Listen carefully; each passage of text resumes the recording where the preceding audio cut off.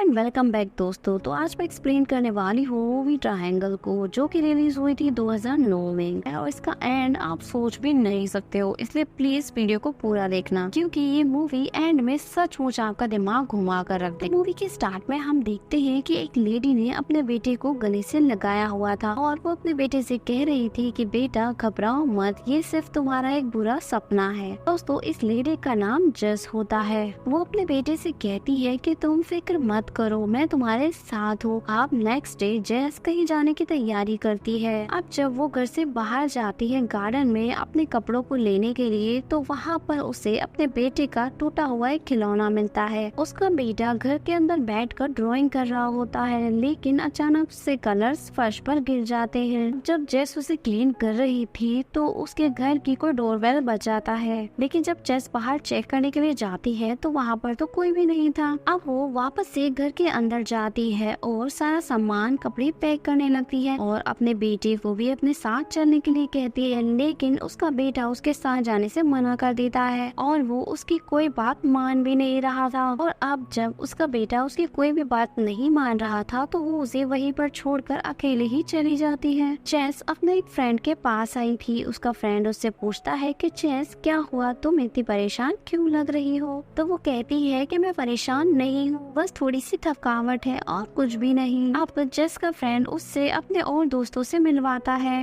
अब इन सबको वेकेशंस मनाने के लिए जिस बोट पर जाना था उस बोट का नाम ट्रायंगल था और इस बोट पर चेस के साथ साथ और भी काफी सारे फ्रेंड्स थे। अब चेस बोट में जाते जाते सो जाती है और उसे वहाँ पर एक ड्रीम आता है और वो देखती है कि वो एक बीच पर है, पर तभी डर कर वो जाग जाती है। पर तभी उसकी एक फ्रेंड उसके पास आती है और वो पूछती है कि जेस क्या हुआ? जेस कहती है कि कुछ नहीं, बस शायद एक बुरा सपना था। अब दूसरी तरफ हम जेस के फ्रेंड ग्रेग को देखते हैं। उसके पास उसका फ्रेंड आता है, कहता है कि जेस तो अपने साथ अपने बेटे को लाने वाली थी ना, तो वो इस वेकेशंस पर अपने साथ अपने बेटे को क्यों नहीं लाई? तो इस बात पर ग्रेग कहता है कि उसने मुझे कहा था कि उसका बेटा स्कूल गया हुआ था, पर आज तो संडे था तो वो स्कूल कैसे जा सकता था? अब ग्रेग अपने फ्रेंड से कहता है कि तुम्हें क्या लेना देना है, तुम अपने काम से काम रखो। अब थोड़ी ही देर बाद उनके शिप की तरफ एक बहुत बड़ा तूफान आने वाला था। अब ग्रेग यहाँ पर दूसरी शिप से कांटेक्ट करने की कोशिश कर रहा था ताकि कोई मदद मिल सके और तभी अचानक से ग्रेग को दूसरी साइड से एक लड़की की आवाज आती है जो कि ये कह रही थी कि वो हमें मार डालेगा, हमें बचा लो। और उसके बाद उसका कांटेक्ट टूट जाता है। अब वहाँ पर एक बहुत बड़ा तूफान आ गया और वो उस तूफान से अपने शिप को बचाने की कोशिश करते हैं, लेकिन उनका शिप डूब गया था। लेकिन सभी लोगों ने लाइफ जैकेट्स पहनी हुई थी, इसी वजह से वो सभी लोग बच जाते हैं और अब वो सभी लोग अपनी डूबी हुई शिप के ऊपर चढ़ गए थे। पर इनमें से एक फ्रेंड गायब थी, वो किसी को भी नहीं मिल रही थी। और तभी ये लोग देखते हैं कि दूर से एक बहुत बड़ा शिप आ रहा था। अब ये सभी लोग दूर से हेल्प के लिए उस शिप की तरफ हाथ हिलाते हैं, पर चुपके से ये लोग उस शिप पर चढ़ जाते हैं। अब ये लोग उस शिप के अंदर आ जाते हैं जब शिप इनके पास से गुजरा था। अब ये शिप पर आकर देखते हैं कि पूरा शिप एकदम खाली था, इन्हें यहाँ पर कोई भी नहीं मिल रहा था। अब जेस जब इस शिप को देख रही थी तो वो अपने फ्रेंड से कहती है कि उसे ऐसा लग रहा है जैसे कि इस शिप पर वो पहले भी आ चुकी है। अब जेस के बाकी जो फ्रेंड होते हैं वो वहाँ पर एक तस्वीर देखते हैं और उस तस्वीर में इसी शिप की एक तस्वीर बनी हुई थी और उसी के साथ में वहाँ पर एक किंग की पिक्चर भी थी और उसी के साथ में यहाँ पर ये लिखा हुआ था कि उस किंग ने मौत के देवता से अपनी जिंदगी वापस मांगी थी कि हमेशा हमेशा के लिए वो इस दुनिया में ही रहना चाहता था, वो इमोर्टल होना चाहता था। तो फिर उस मौत के देवता ने उससे कहा कि तुम एक बहुत बड़े पहाड़ पर एक बहुत बड़ा पत्थर लेकर जाओगे और अगर तुमने ऐसा कर दिया तो तुम हमेशा हमेशा के लिए जिंदा रह जाओगे और हमेशा इस दुनिया में रहोगे। और अब जब वो किंग वो पत्थर उस माउंटेन के ऊपर लेकर जा रहा था तो वो पत्थर बार बार नीचे गिर रहा था और ऐसा जब तक होता रहेगा कि जब तक उस किंग को अपनी गलती का एहसास ना हो जाए। और अब जब सभी लोग हिस्ट्री पढ़ ही रहे थे तभी यहाँ पर इन्हें कुछ गिरने की आवाज आती है और जब जेस का फ्रेंड वहाँ पर जाकर चेक करता है तो उसको जेस की कुछ केस गिरी हुई वहाँ पर मिलती है। अब जेस तो इनके साथ में थी तो ऐसा कैसे हो सकता है कि जेस की केस वहाँ पर हो। ये देखकर सभी लोग हैरान थे। तो वहाँ पर एक दूसरी फ्रेंड कहती है कि शायद वो हैदर हो। ये उसी लड़की के बारे में बात कर रही थी जो कि शिप के डूबने पर गायब हो गई थी। तो अब सभी यही सोचने लगते हैं कि हाँ शायद वही लड़की हो। तो ये लोग उसे चेक करने के लिए एक रूम में जाते हैं और जब ये लोग उस रूम में जाते हैं तो देखकर हैरान हो जाते हैं कि वहाँ पर बहुत सारी खाने की चीजें थी। ऐसा लग रहा था कि जैसे किसी ने वो सब खाने की चीजें अभी अभी वहाँ पर रखी। अब जब जेस का फ्रेंड उससे टाइम पूछता है तो जेस की घड़ी 8:30 पर रुक गई थी और उसकी दोस्त की घड़ी 11:30 पर रुकी हुई थी। पर तभी वहाँ पर अचानक से जेस को कुछ नजर आता है तो ये सभी लोग उसे देखने के लिए वहाँ पर जाते हैं और इनके दो फ्रेंड अभी भी उसी रूम के अंदर थे। अब जेस और ग्रेग दोनों बात कर रही थी तो उन्हें एक रूम में से एक अजीब सी आवाज आती है। जब वो उस रूम को चेक करने जाते हैं तो वहाँ पर एक मिरर पर लिखा हुआ था कि गो टू द थिएटर। अब ये लोग थिएटर में चेक करने के लिए जाते हैं लेकिन जेस उसे मना करती है कि ग्रेग वहाँ पर मत जाओ, हो सकता है कि वहाँ पर खतरा हो। लेकिन उसका फ्रेंड उसकी कोई बात नहीं मानता और वहाँ पर चला जाता है। अब जेस वापस से उसी रूम में आ जाती है जहाँ पर उन्हें वो फ्रेश खाना मिला था। लेकिन जब जेस वहाँ पर आती है तो वो देखकर हैरान रह जाती है कि वहाँ पर सारा खाना बिल्कुल सड़ा हुआ था और उसके जो दो फ्रेंड्स यहाँ पर थे वो भी उस टाइम वहाँ पर मौजूद नहीं थे। अब जेस को लगता है कि शायद वो लोग बाहर चले गए हों पर तभी वहाँ पर जेस का एक फ्रेंड आता है और उसके ऊपर बहुत सारा ब्लड लगा हुआ था और उसका फ्रेंड आते के साथ ही उस पर अटैक कर देता है। अब जेस अपने आप को बचाने के लिए जब उस पर अटैक करती है तो उसका फ्रेंड मर जाता है।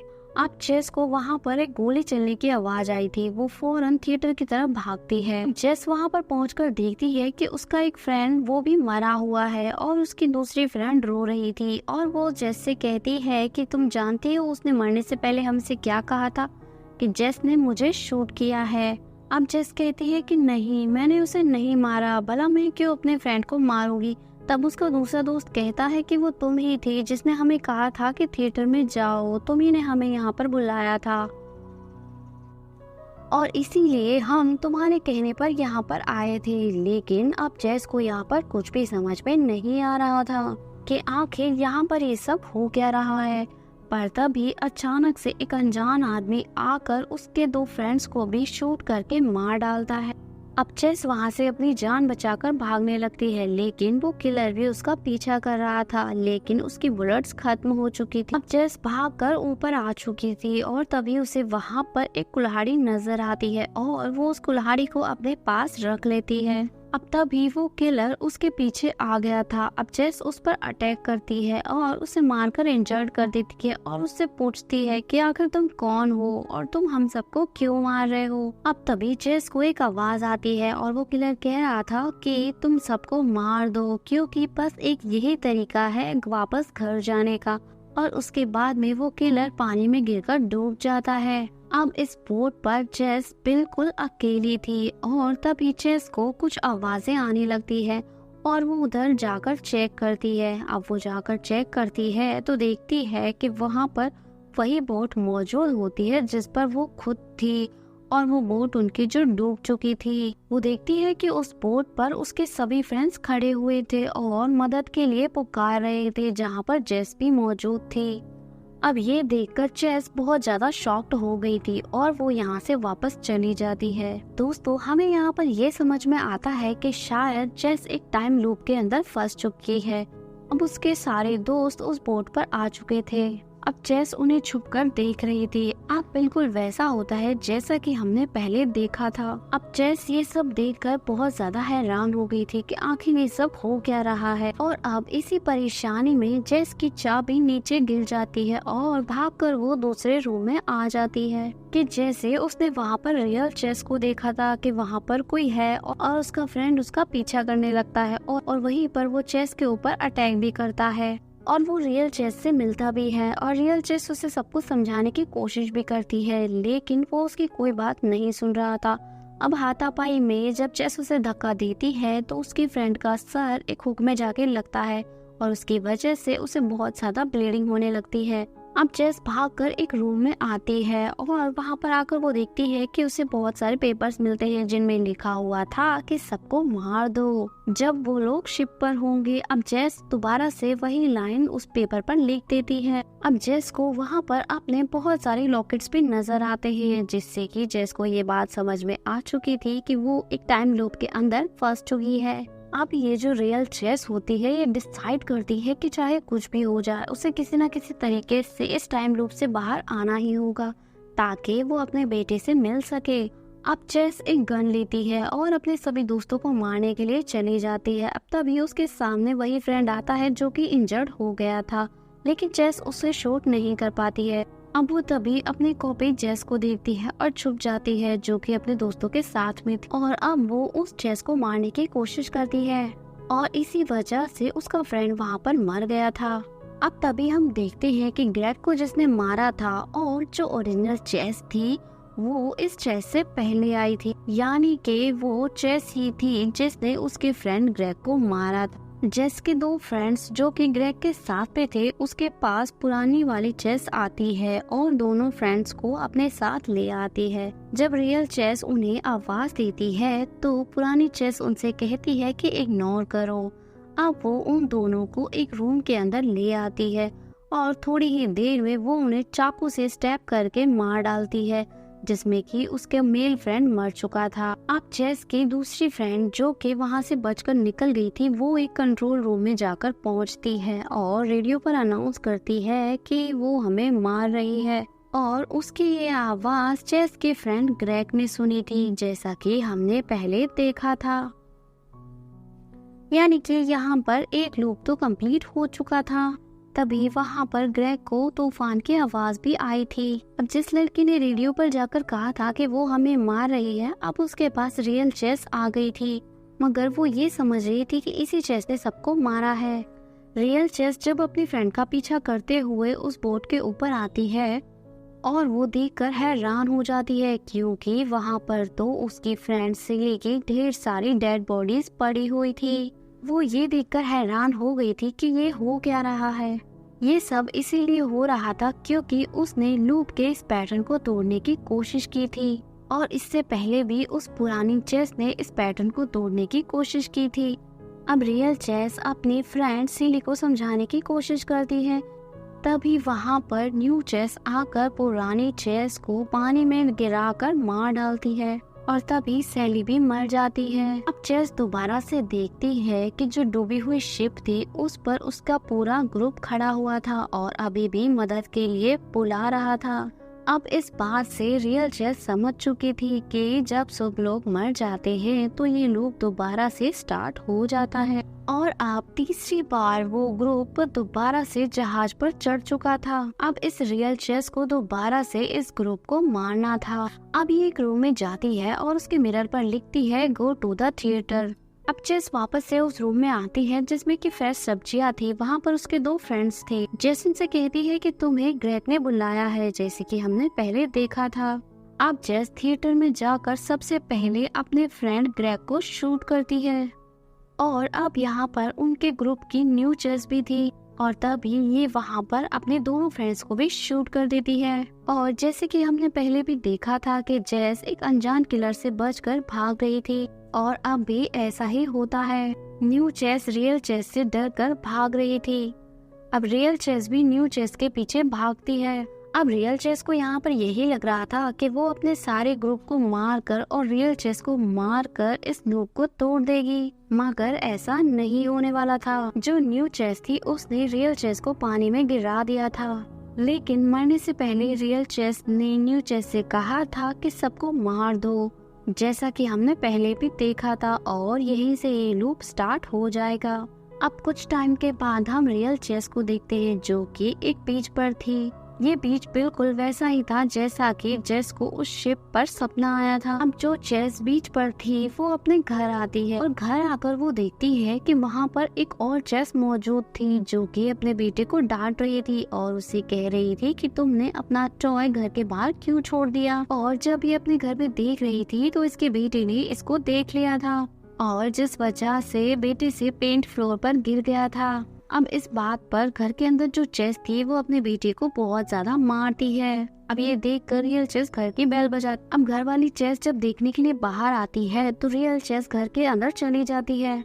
अब वो चेस जब घर के अंदर आती है तो रियल चेस उसे जान से मार देती है और ये सब उसके बेटे ने देख लिया था, जो कि हमने पहले भी मूवी के स्टार्ट में देखा था, जो कि अपने बेटे से हक करके कह रही थी कि ये बस एक पूरा सपना है और कुछ नहीं। अब रियल वाली चेस पुरानी वाली चेस की डेड बॉडी एक बैग में रख कर कार में रख लेती है।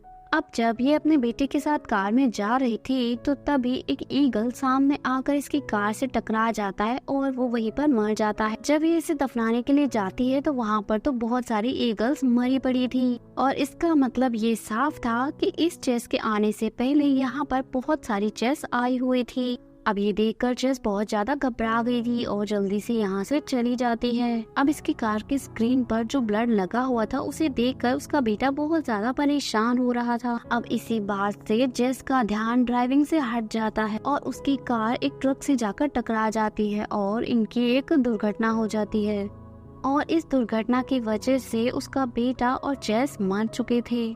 लेकिन जो चेस मरी थी वो रियल चेस की डेड बॉडी नहीं थी। रियल चेस अभी भी जिंदा थी और दूर खड़ी ये सब देख रही थी। अब रियल चेस के पास एक टैक्सी ड्राइवर आता है और वो उससे कहता है कि मैडम क्या आप ठीक हैं? तो वो यस में जवाब देती है। अब रियल चेस टैक्सी में बैठकर उसी जगह पर जाती है जहां पर ये ट्रायंगल जहाज में बैठकर जाने वाली, ताकि ये लूप को फिर से स्टार्ट कर सके अपने बेटे को वापस लाने के लिए। अब टैक्सी ड्राइवर उससे कहता है कि मैडम मैंने अपना मीटर बंद कर दिया है, क्या आप यहाँ पर दोबारा से आएंगी? जेस कहती है कि हाँ मैं यहाँ पर दोबारा से आऊंगी। अब जब वो वहाँ पर पहुँचती है तो उसे उसका वही फ्रेंड वहाँ पर मिलता है जो उससे पूछता है कि क्या तुम अपने बेटे को यहाँ पर नहीं लाई? तो वो उससे कहती है कि वो स्कूल के लिए निकल गया है। अब यहाँ पर ग्रेग भी आ जाता है, यानी कि अब ये यहाँ पर वही सीन था जो कि हमने मूवी के स्टार्ट में देखा था और चेस इस टाइम पीरियड को अब दोबारा से स्टार्ट कर रही थी, यानी कि अब वो इस टाइम लूप को दोबारा से स्टार्ट कर रही थी अपने बेटे को वापस लाने के लिए। अब चेस उसी ट्रायंगल शिप पर चढ़ जाती है जिस पर कि उसका सारा ग्रुप था और शायद इसी तरह से अब चेस का ये टाइम लूप चलता रहे। कोई नहीं जानता कि अब वो इस ट्रायंगल टाइम लूप से कब बाहर निकलेगी।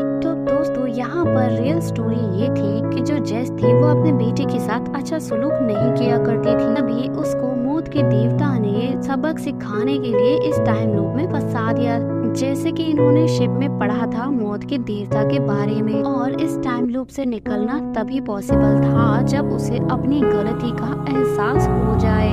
और फिर यही रियल चेस अपनी गलती को छुपाने के लिए बाकी सभी चेस को मारती रही और अपने बेटे के साथ भागने की कोशिश भी करती रही, मगर चेस को कभी भी अपनी गलती का एहसास हुआ ही नहीं और इसी वजह से उसके साथ ये सब कुछ हो रहा था और बार बार वो इसी वजह से इस टाइम लूप में फंसती जा रही थी और वास्तव में वो ड्राइवर ही था मौत का देवता जो कि उसे बार बार उसी शिप पर लाकर छोड़ रहा था।